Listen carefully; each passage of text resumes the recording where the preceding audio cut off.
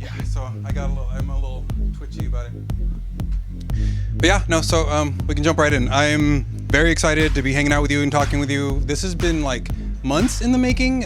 We've been talking about this for a while. One thing that I thought was that I enjoyed about this is, typically I meet the artists for the first time when I'm interviewing them, maybe sometimes briefly right before.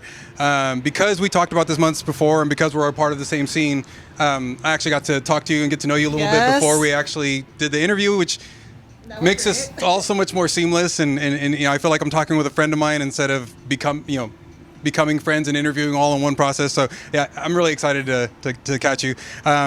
This will be my second time seeing you, but I loved watching your first set. It was incredible. It was really cool to be able to talk to you a little bit and then witness how you perform. So yeah, that was awesome. One of the first things I wanted to mention, I wanted to talk about your new single, Coagulate.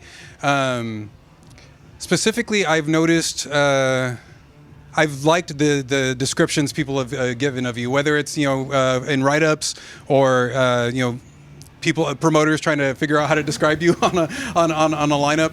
I've seen ethereal is one of the tags I've seen used.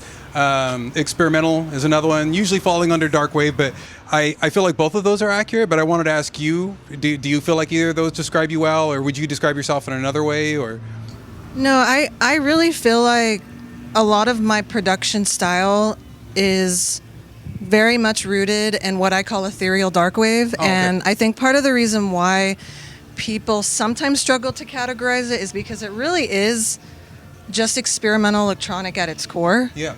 It's dark, but there are so many different elements and types of sampling and melodic structures I use that maybe don't fit the dark wave genre just in that word alone. Yeah. So you're correct that ethereal and almost kind of experimental dark wave is how I'd categorize my music. And I really actually am complimented, and I find it very flattering when people agree and think the same thing about it. Yeah, and it's actually one of the things I really like about you. Like in any lineup, you're going to stand out, and I feel like you've done a good job kind of carving out your own sonic signature, and I feel like that is just kind of the hallmark of any great artist, But I like that you don't mind.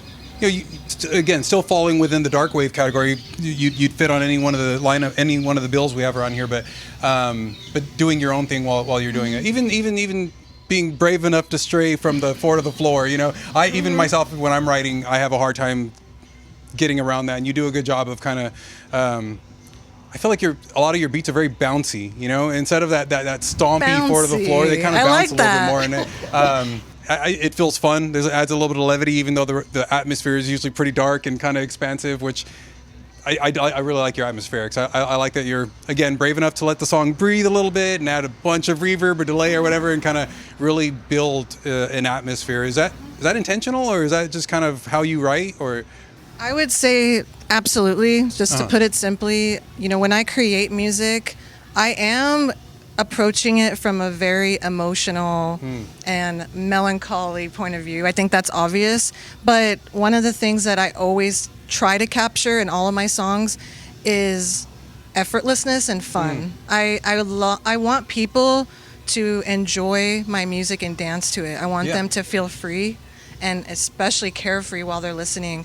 So in a sense, it's a mixture of both. I want to have real heartfelt emotion tied to it, but I also want people just to be able to party. Nice. And I think that is kind of how it coincides with it being goth in nature, and also experimental in nature. So I am very grateful that that's how people have responded to it. Nice. Yeah. No, and it's definitely a lot of fun live. The one time I caught you, everybody was dancing. It was amazing. You really opened up that night, so it was awesome. Speaking of songwriting, I was curious. So I saw, I don't know if it was a few weeks ago or how long ago it was, but I saw you post, new gear. I get excited. So, I nerd out on gear. I don't remember if it was a 303 or what it was you had posted. I thought it was maybe a drum machine or a synthesizer, but I wanted to ask you about that before I get into the songwriting part of it. Is there any new pieces of gear you've gotten lately that have kind of inspired you or kind of changed the way you write a little bit or approach things? Or Yeah, so what you may have seen is a Korg drum synthesizer. That was what it was. And Yes. I am a big Korg lover. Okay. I'm sort of learning to embrace the analog instrumentation, and I'm trying to just experiment with different types of synthesizers in general. My goal is to buy a Roland Juno Nice. of any model Yeah. because I love them. They sound beautiful, yeah. But as far as right now, all I'm using is an Akai, I think is how you say it, an Akai MIDI keyboard, Okay. and good old Ableton. Nice. Very much just digital synthesis and a lot of how I produce right now. It's pretty simple but effective. Okay. And a lot of the plugins I use are old classic plugins, Oh, yeah? of which people have been using for a long time since digital audio softwares have been out. So it's really cool to use like Silent and Massive and Zebra and I Zebralet, haven't all heard of anybody those. using Massive in so long. So And I'm they're a all huge Serum classic. guy, but Yeah, so being able to use those and apply it to my music has been really fun. But I don't actually have a ton of like actual analog gear. Yeah. It's something that I want to invest in more of. But really, what you see and hear on stage is Ableton. so is it your interest in your newfound interest in analog gear? Is that something you're wanting to incorporate live, or is this something you're wanting is more of like a sonic palette, like you're trying to add more sounds to your recorded sound? Is it? That's a great question. I really see it more of a live Okay. asset because there's power in analog. Yes. There's power in the sound. It's very robust. And it's really rewarding to play things live, but truly live. It humanizes the It definitely performance, humanizes right? it, Yeah. yes. And that is one of my goals, is to use them more as live instrumentation. Yeah. But what I want to make sure I do is not discount how amazing it is, how we've packed so much music knowledge into a software Oh, yeah. for 50 plus years or whatnot. You can't discount them, and I found that You because can't. I tried to make and it is a skill, for I tried sure. to make the switch to analog. I got a hybrid synthesizer actually, but it was a little disappointing to find out that a digital synthesizer can do things my hardware could never dream of. That I was probably gonna have to spend over $3,000 if I'm gonna get something that can 3K or even more. try to like compete with like something like Serum or even Massive to a degree. It's Right. So that was an interesting thing. And then the question is, well, then why did you buy this? How are you going to use it? How are you going to Exactly. incorporate it? Because you do want this as a part of your set, and it kind of helped me hone it down a little bit. That leads to the next question. I was curious to know, we talked a little bit beforehand and found out that you do write your own music. That is what I suspected. Just, you're showing off gear and stuff like that. So I'm like, oh, that's really cool. She probably writes her own stuff. How do you approach songwriting? So do you usually start out with an instrumental, or do you have like a melody in mind and then kind of craft an instrumental around it? Maybe both. How do you typically approach it? It really depends on the song. Oftentimes the melody and beat comes first. Okay. Before any vocals. Uh huh. And it'll start from a simple melody I'm humming. Oh, that's I'll cool. either be out doing something casual and I'll encounter a song or melody that's inspiring, and then I base it off that, and then I try to at least bring in a beat to get an idea of what kind of song is this going to be. Is it going to be a dance track? Is it going to be a That's ballad? on life, right? And so really it's the beats and melody that come first. Okay. And then the lyrics can often just be written at a moment's notice. I don't really think that much about lyrics. Uh huh. Maybe I should. But oftentimes my best lyrics are the ones I think about the least. Yeah. So really. that is really how... That'll feel so stilted when it's kind of inspired rather than like you saying literally what you want to say. If I think or too trying. hard about it, Yeah. it feels very contrived. Yes, that's kind of a perfect generic. description. Yeah. So I let the words just flow, and melody and beats always come first. That's really Hopefully cool. that answers No, the question. that totally answers it. And just I feel like so many of the questions I'm asking you is just me as a musician myself. I'm like, well, it's so cool to be able to talk to other musicians. Speaking of other musicians, I thought it was really cool to find out how much Caress has helped part of your creative process. For those that aren't aware, for whatever reason, Caress. Yes, I'm wearing one of her designs right now. she's an amazing artist from out of LA. I've been listening to her for a while, and to find out she's coming down here is really cool. Hoping to get her down over in Merced sometime too. Yes, correct. But I had wanted to ask you about the T-shirt design. I was immediately like, as soon as I saw the design, I was like, I have to have that shirt. That is so cool. This is a shirt I would own even if I wasn't, didn't have your name on it. I just think this design is just so cool. It immediately resonated with me. And so I had initially wanted to ask you behind, the inspiration behind the design. I didn't know if you had done it or if someone else had done it. You let me know before the interview that Caress actually did it, but that there is kind of I would say a shared inspiration behind what went behind the design. Could you speak a little bit more on the design and kind of what went into it, I guess? Yeah, I knew that I had wanted to create a design to represent Evangile, myself, and the music, and I trusted her, knowing that she was already a digital and graphic designer, I should say. But also knowing that her and I are kindred spirits. We're both women in this field that's heavily dominated by men. She is also Armenian. Sorry to cut you off, but I'm like, it's so weird to me that it's male dominated in the sense that there's not that many of us in the crowd, but there's plenty of us behind the scenes that are DJing or performing, and so it's a weird kind of. It's a weird sort of imbalance. You would think if the majority of the crowd is women, that they would be the ones kind of right. But I have encountered plenty of female-ran, venues or promotion groups and stuff like that. But sorry, that was the total different tangent. That's totally okay. It just struck me when you said that, but and I bring it up just because it's what her and I were able to bond on. Yeah. But also the point is, it is changing because we're here. Yeah. Her and I are doing this thing. We're meeting. We're collaborating, and like you said, that idea is becoming a lot more common and it's changing. And so when I thought of my design, I really wanted to go to somebody who is a true artist, who really takes pride in their work.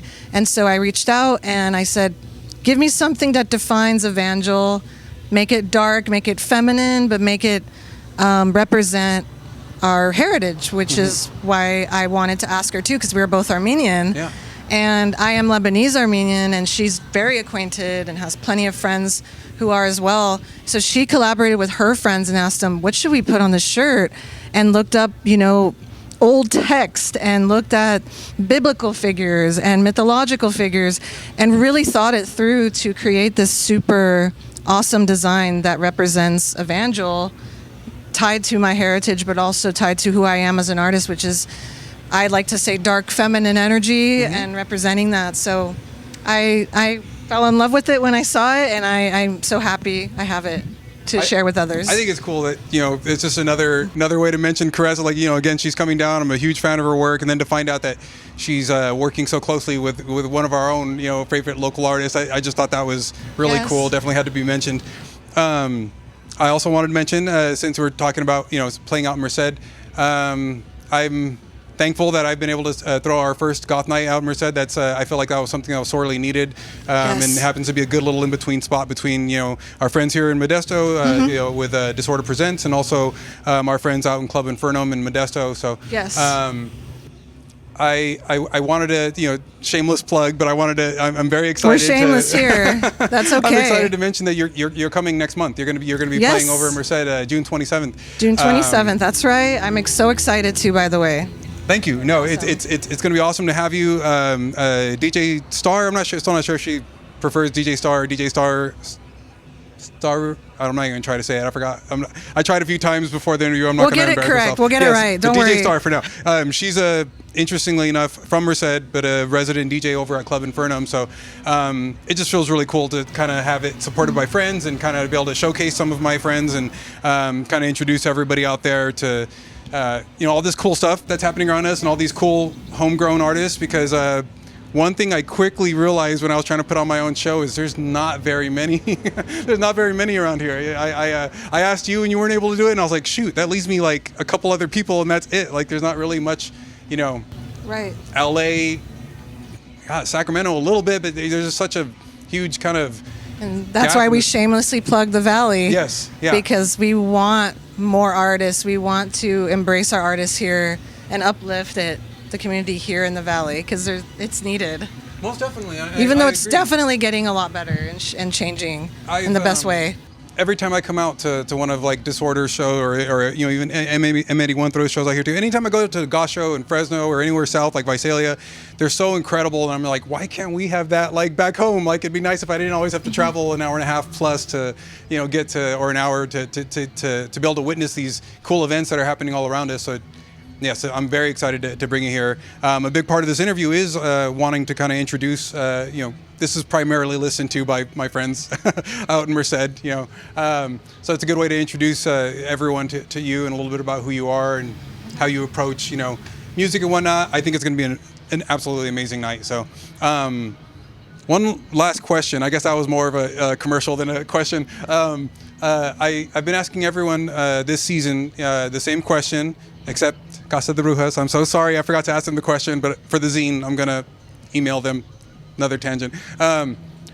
Why do you feel it's important to create art, particularly like in this time and age? And feel free to answer that as micro or macro as you want, as personal or as communal as you would like. I think for me, this has been what has truly saved me as a person. I have been able to deal with so many personal experiences from making music and being an artist. Not only that, but we are encountering some terrible, unprecedented things that are going on. I don't think that's a secret. Yeah. And we need to be closer with our community more than ever before. Mm-hmm. We need to support each other locally, and we also need to support causes and belief systems that we all uphold. Yes. And I think that being in this particular community, the goth one in Fresno, it's really showing that kinship and also that care that we have for one another as people, mm-hmm. and in opposition to, let's just be honest, forces that are against us. Yeah. And more obviously so by the day, it's more and more increasingly more oppressive. It's so oppressive, and I think that my music, but also just me being here, performing. Yes, it's fun, it's enjoyable, but I also deeply care about my belief system and my political stances, and that is not something I'm secretive about, mm-hmm. and that's why this is so important to me. And I hope that art becomes more and more important and more prevalent and celebrated, but also used as a means of changing. No, I wholeheartedly what's agree. going on. That's a wonderful answer, by the way. Everyone has done such a good job answering the same question in such a nuanced or slightly different way. I did say that was the last question, but I did have one more. Where can people find you on social media? Are you more, where are you most active? Where would be the best place to find out and keep up with you? I'm pretty much everywhere. You'll find me mostly on IG, unfortunately. Me too. Yeah. At Evangile, I have 2 accounts, Evagilee, and then I have another music dedicated account, Evangile du Mal. And I post a lot on there, all my shows and updates. I'm also on all streaming platforms under Evangile, and also Bandcamp if you want to support my music. A great way purchase to support your music, yes. All under Miss Evangile, so it should be easy to find me most of the time. It is pretty easy to find you. That's an interesting, unique enough name that it shouldn't be hard to find you. I'll definitely be sure to include all those links in the show notes to make it easy for people to find and listen to your amazing art. And thank you again. I'm so happy we got to do this. Even if it took a little while, in this case, I feel like that definitely worked to our benefit. This was a great interview. I've had fun talking to you, and Thank awesome. you. Thank you. I can't wait to watch you. Yay! Awesome. High five.